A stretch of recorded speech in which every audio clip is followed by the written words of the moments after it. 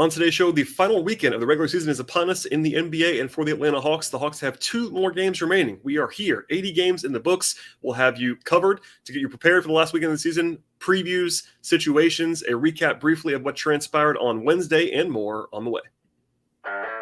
You are Locked On Hawks, your daily Atlanta Hawks podcast, part of the Locked On Podcast Network.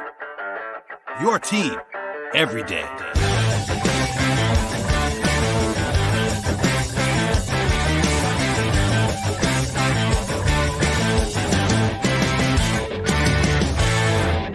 Hello, friends. Welcome to episode 1446 of the Locked On Hawks podcast. I am your host, Brad Rowland, coming to you on a Thursday morning. And today's show, we'll be diving into what transpired on Wednesday, as well as where the Hawks are with only 2 games remaining. Yes, 80 games are in the books for the Hawks, and the final weekend of the regular season is now upon us.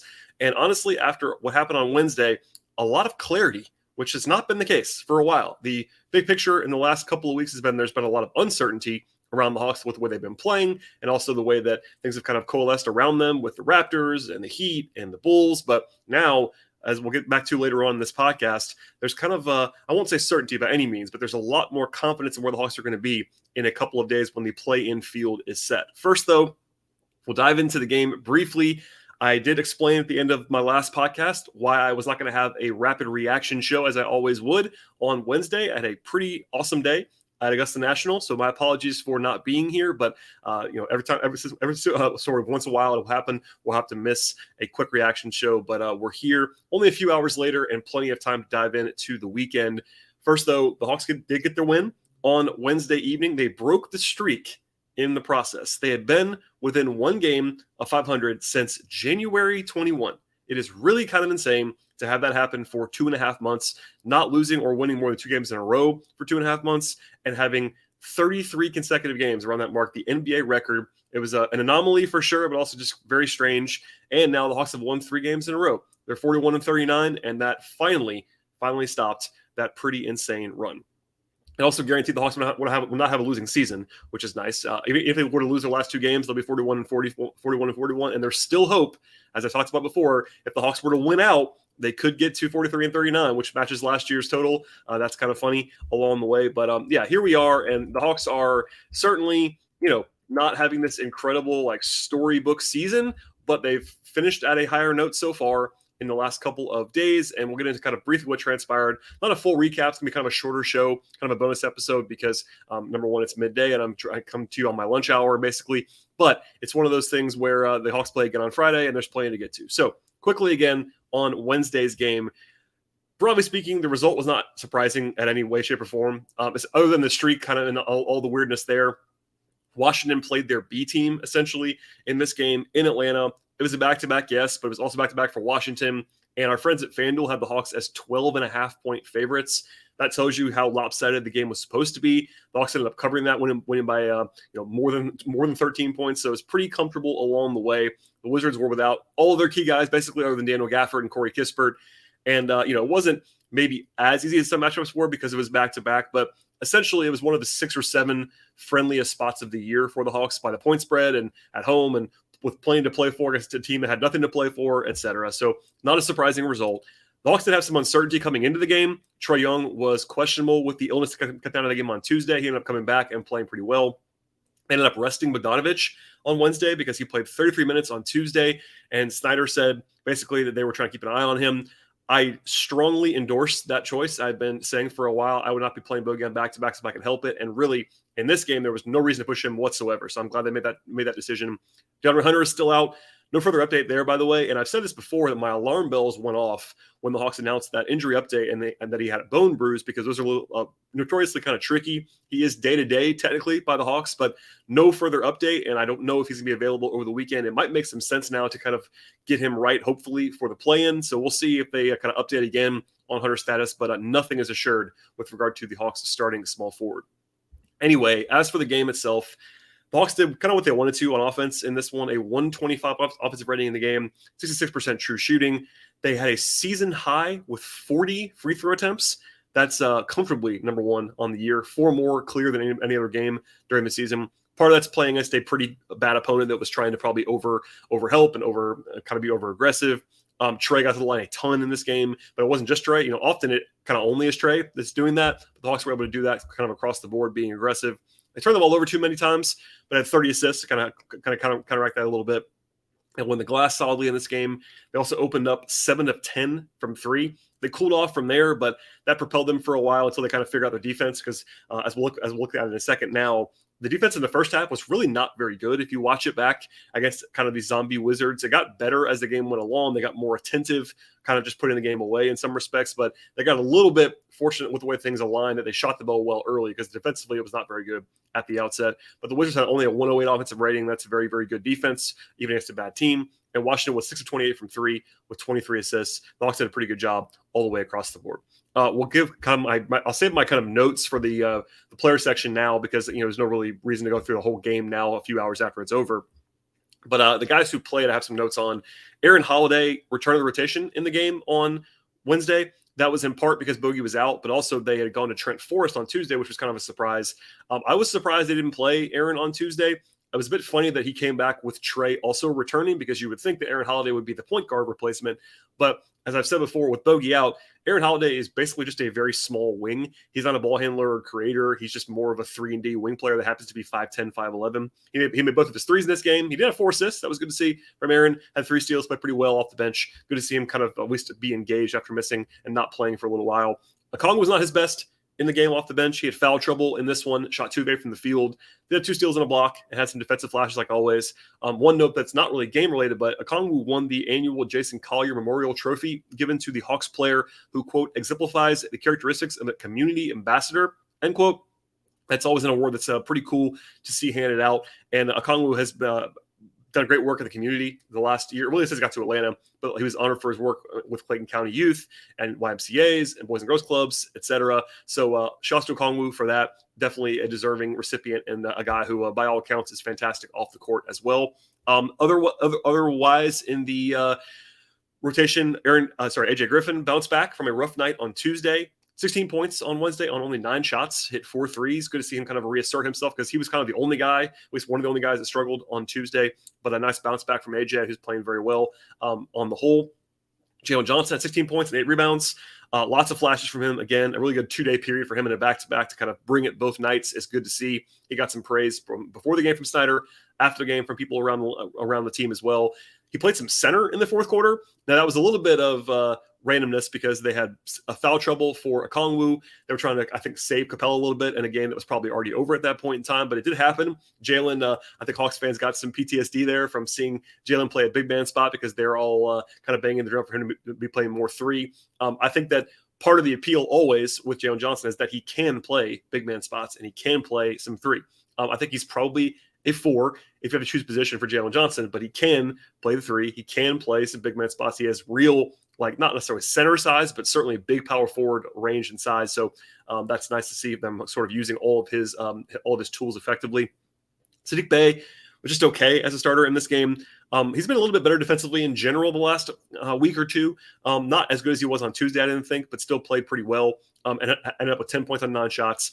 DeJounte was very solid, I thought, after a good game on Tuesday without Trey, 19.7 rebounds. They only have 2 assists and 4 turnovers, but I thought he played fine. Trey had a very interesting game. He was very passive again with his perimeter shooting. I like to see him take more threes, generally speaking. He's only taken 5 or less threes in 7 straight games. So he's not been firing away. I'm not sure if he's lost some confidence in that shot or what. Passing-wise, though, he was incredible, as he often is. 16 assists and just making all kinds of crazy, impressive reads. Also at 18 free throw attempts. That's vintage Trey in that way. So he played well. He wasn't like perfect, because I don't think he's still like in full command of his perimeter game on offense, but the passing and all that stuff, he's obviously very, it was nice to see him kind of be back. And I'm sure he wasn't playing 100% after the illness that he had on Tuesday. So no qualms there. Capella, 15 minutes of play was good for him, I think. It was a back-to-back. They didn't want to push him. They want him fresh for the playoffs, etc. He had an absolutely insane behind-the-back steal that made like the national rounds. It was that impressive, kind of just a blind squirrel thing, but from behind his back was still an awesome play. And ended up with 9 points, 8 rebounds, and 3 blocks in the game in only 15 minutes. So that's obviously pretty impressive numbers. And then finally, John Collins, 23 points on 12 shooting possessions, which is obviously pretty good if you do the math on that. Played well defensively, had a very impressive reverse, like double pump dunk in sort of in traffic in the lane. And Collins is now 20 of 45 from 3 in the last 11 games. That includes an 0 of 6 game. So it wasn't like this is not like it's been perfect, but that's 44% over 11 games. He's now 38% from 3 since the All-Star break. It seems to be, basically, I don't want to overstate it, but it seems like he's kind of back to being a solid enough shooter.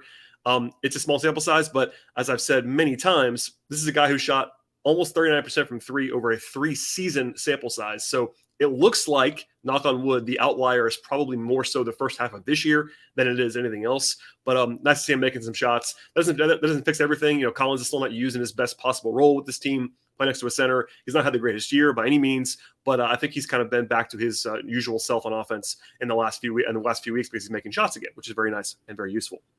All right. That's it for the game. Obviously, it wasn't like a landmark occasion of the game. Tuesday's game was much more high leverage and honestly a more impressive performance in some ways. But the Hawks took care of business. Like, it would have been a bad loss, simply put, to lose to that zombie Wizards team at home when one team needed to win and the other team did not. So the Hawks had some false steps out of the gate in that game in the first quarter. But once they started control, it was never really in doubt from there, and they put the game away in appropriate fashion. And as we'll get to in a second, that was a big win in the standings as well, which we'll circle back to with regard to how things work the last few days and games of the regular season. First, though, a word from our podcast sponsors on today's show. Today's show is brought to you by Ibotta, and we're always throwing money at something, whether it's school supplies for kids or a new house project. The list goes on, and it's time to stop spending that hard-earned money without getting anything in return. And the answer to that conundrum is Ibotta. With Ibotta, you can earn cash back on every single shopping trip that you're doing and also get cash back on hundreds of different grocery items. You link your loyalty account or upload your receipt after you shop to get your cash back. It's just that easy. The average Ibotta user uses $120 in real cash back each and every year. That can cover a wide range of things that will be very helpful, especially when you remember that the cost of a typical grocery order was actually more expensive at the end of 2022 than it was at the beginning of the year due to inflation. You can earn 2.5 times that in cash back from Ibotta, and even more depending on how you actually use the Ibotta process.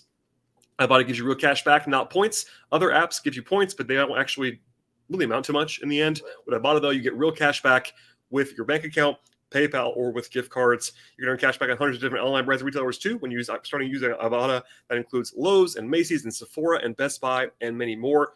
And right now, Ibotta is offering our listeners $5 just to try Ibotta by using the promo code Locked On when you register. Go to the App Store or Google Play Store, download the free Ibotta app right now, and use the code LOCKED when you get there. That is IBOTTA in Google Play or App Store, and use the promo code LOCKED.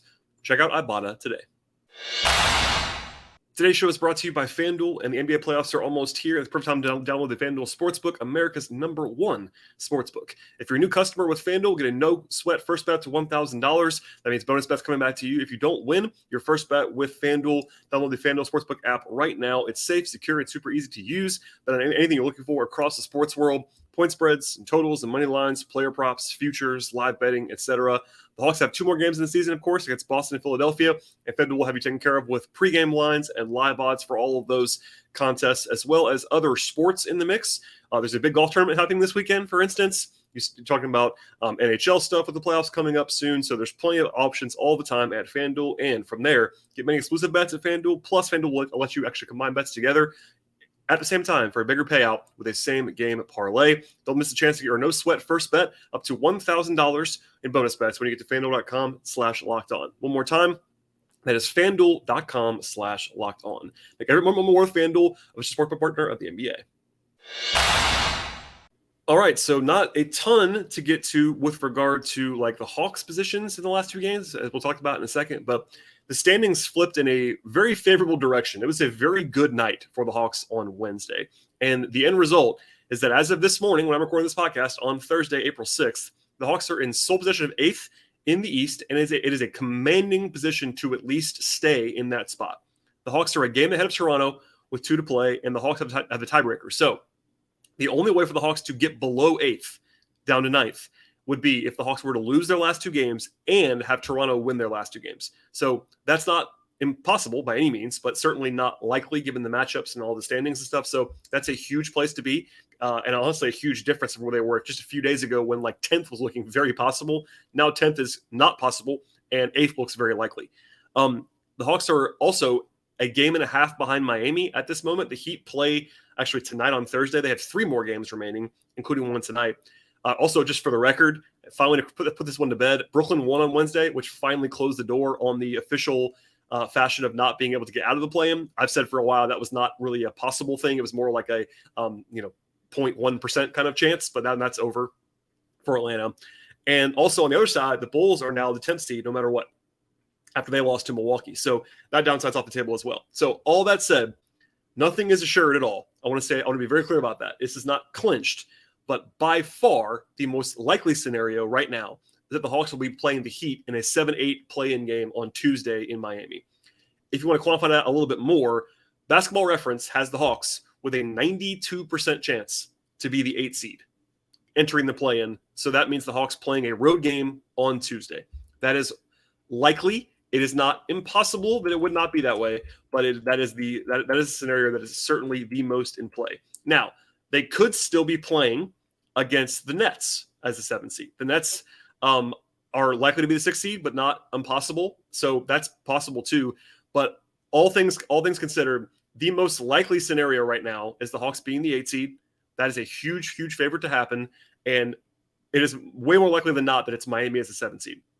Right now, Basketball Reference also has Miami has an 85% chance to be the 7th seed, and Brooklyn has an 87% chance to be the 6th seed. So that is not completely dialed in, whereas Chicago is going to be the 10th seed. That's definitely done. And then Toronto kind of has to have some help, as the Hawks have to have some help to get to 7 if they want to go ahead and do that. So as far as like today's results, Thursday night, if you listen to this podcast during the day on Thursday, only Miami plays, and they play in Philadelphia the day before the Sixers actually play in Atlanta. And the Hawks can't get to 7 unless Miami loses. So we'll start there. The Hawks need Miami to lose out to have a chance at the 7th seed. Now, that's not impossible, but it's 3 games instead of 2. They have to go 0-3. And they play Philly and then play Washington and Orlando. So Philly just clinched their position. Washington is not trying. And Orlando is trying, but again, I think if the Heat had to win to get 7 and they had to try in that game, they will try and be favored at home against Orlando. So the chances, in my mind, taking into account everything else with regard to how much Philly might be trying and Washington's trying, the chances of Miami going 0-3 are very low. It's not impossible, but it's very low. So that's why I'm kind of even more leaning in. I think that 92% chance that Basketball Reference is giving the Hawks to be the 8th seed is low. I think it's probably more like 96, 97%. It's a very high probability. Anyway, on the Hawks side, of course, we'll get into what they have to do in a second. But first, the Raptors, just to kind of be out in front of this. If the Hawks win one more game, nothing matters what the Raptors does. Like, nothing matters. But what they do, I should say. But if the Hawks were to lose both, the Raptors play the Celtics and the Bucks.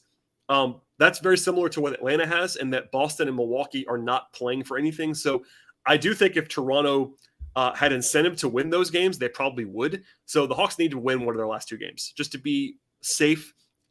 Being the 8th seed is much better than being the 9th seed, only because you only have to win 1 playing game versus 2. So if the Hawks want to just take care of business, honestly, it would also benefit Atlanta if the Hawks can win on Friday, and especially if Miami were to win either Thursday or Friday.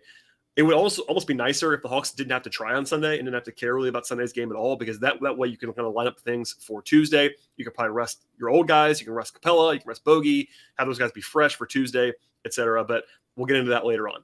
Anyway, as for the Hawks, they play the Sixers on Friday evening in Atlanta. That is the final home game of the regular season. Rest advantage for the Hawks as Philly plays on Thursday. And the Hawks are now, of course, being at home without travel between Wednesday's game. And with the top 5 seeds, literally the top 5 in order, are locked in the East. That does not ensure that Philadelphia will totally punt the game, but it's a back-to-back. They had no incentive to push hard at all, and that's obviously an advantage for Atlanta. We'll record this early enough on Thursday where there's no point spread available at FanDuel, but the Hawks are going to be favored unless something crazy happens. Maybe they have Joel Embiid try to push for MVP, would be the only way that I would think maybe Philadelphia might try a little bit. But that also applies to the game on Sunday, because Boston is locked in as the 2 seed. And the Hawks play in Boston on Sunday. I've been saying for a few weeks now there was a chance that either Philly or Boston or both wouldn't have much to play for. That is now the case for sure. Boston could try conceivably on Sunday because they're going to have almost a week off after that. So maybe they want to not be rusty, and they might want to play their guys in the first half or something like that. So nothing is assured, but there's also a pretty good scenario where the Hawks don't even have to try it all on Sunday in their own right. They might be locked into the 8 seed by the time the games end on Friday evening. So I've said a lot on that, but the big picture takeaways, if you want to have just something to put in your back pocket, the Hawks, I'd be planning, if I was a Hawks fan, to be watching a play-in game on Tuesday, probably on the road, because we'll see from there. But if you are a season ticket holder or something like that, the Hawks are now guaranteed at least one postseason game at home. That's locked in. At a minimum, they'll be the 9 seed, and that means a home play-in game, which will be Wednesday. If that doesn't happen, the Hawks will be the 8 seed, and if the Hawks are the 8 seed, they might lose on Tuesday. But if they do lose on Tuesday, they play a play-in game on Friday against the winner of the 9-10 game. So there's going to be at least one more home game beyond Friday at State Farm Arena, and it could be, of course, many more than that if they were to get into the playoffs, and so on and so on. I've said a lot, but that prepares you for this coming weekend, and I'll wrap up my podcast thoughts there. I will be covering the game on Friday in normal terms. We'll talk about how sort of the fallout is from there. We'll have the results by the time we talk about the next kind of podcast on what the Hawks are going to be dealing with Miami and Toronto, and whether things are clinched or not. And we'll talk about the game itself. But thank you for listening to the podcast. Appreciate your flexibility on not having a show overnight, but I try to get this to you as fast as I possibly could on Thursday morning as well. Please subscribe to the show. Please list us as your favorite podcast anywhere you might find your podcast, but also, ratings and reviews, and tell your friends about the podcast. Download, subscribe, auto download, all that fun stuff. Apple, Spotify. We're also on YouTube. And if you like my written content on the Hawks, it's patreon.com/BT Rowland. That's all I have on today's podcast. So please enjoy the rest of your day, the rest of the weekend, and we'll be back again after the game on Friday.